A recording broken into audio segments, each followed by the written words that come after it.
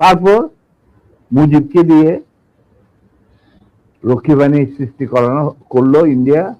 তারা বাংলাদেশের সামরিক বাহিনীকে দুর্বল করে একটা নামের মাত্র সামরিক বাহিনী, হাতে লণ্ঠন করে ঠনঠন, এই ধরনের একটা সেনাবাহিনী রাখবে। আর কারণ একটা সেনাবাহিনী তো রাখতেই হবে, কারণ যে কোনো জাতির মেরুদণ্ড হচ্ছে সেনাবাহিনী। ওই হাতে লণ্ঠন করে ঠনঠন, আর আসলে তার চেয়ে অনেক শক্তিশালী একটা বাহিনী গঠন করলো ইন্ডিয়া। স্যার, ওই যে 7 দফাটা আমরা তো ইতিহাস পড়ে, আমরা তো আসলে সাক্ষী না, আমরা পড়ে মানুষকে জানানোর চেষ্টা করেছি। আপনার স্মরণ আছে 7 দফাটার কথা? কি কি ছিল ওই দফায়, যদি কয়েকটা গুরুত্বপূর্ণ জায়গা যদি মনে রাখেন। দেখো, আমি ভাই, আমি তো অ্যাকচুয়ালি 7 দফা একদম টোটো এগুলো আমার বইতে লেখা আছে।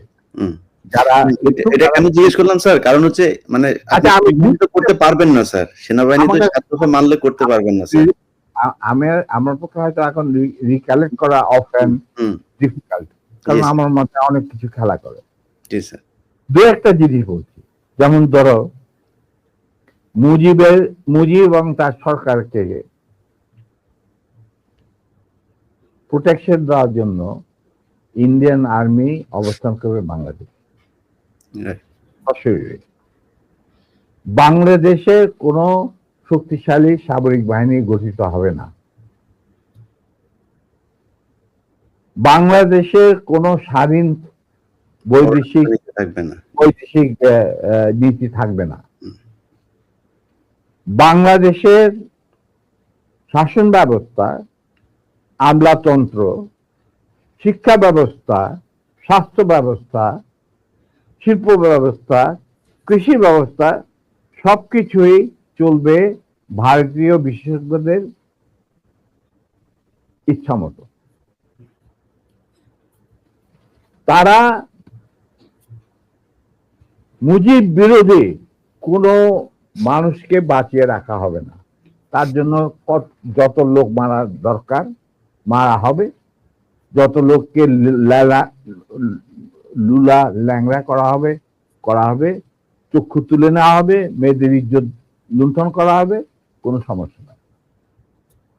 এইভাবে প্রতিপক্ষের উপর ঝাঁপিয়ে পড়ায় 40,000-এরও বেশি লোক মারা গেছে, সেটা সবাই জানে, প্রত্যেক আসছে। তারপর তোমার আমরা একটা করদ রাজ্যে পরিণত হয়ে গেলাম।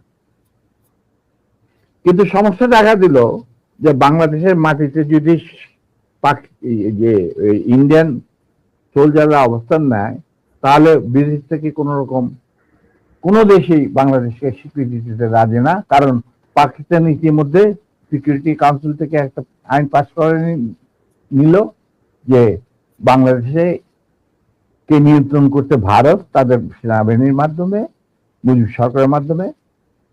অতএব এটা একটা ডিসপিউটেড টেরিটরি, এটা একটা স্বাধীন দেশ নয়।